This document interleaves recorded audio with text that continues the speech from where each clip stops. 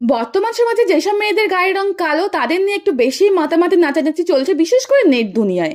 বিশেষ করে ফেসবুকে, ইউটিউবে এইসব কালো মেয়েদের ছবি কিন্তু বেশি পরিমাণে ভাইরাল হচ্ছে আর লোকে কিন্তু শেয়ারও করছে। আর যেসব লোকেরা এইসব ফটো ভিডিও বেশি পরিমাণে শেয়ার করছে, দিন শেষে দেখা যাচ্ছে তারাই আবার কালোকে অপছন্দ করছে বা কালো মেয়ে বিয়ে করতে চায় না, কিন্তু ভাইরাল হওয়ার জন্য বা নিজেকে ভালো দেখানোর জন্য ফেসবুকে বা ইনস্টাগ্রামে, ইউটিউবে সব জায়গায় কিন্তু এইসব মেয়েদের ফটো সবসময় শেয়ার করছে আর নিজেকে ভালো দেখাচ্ছে।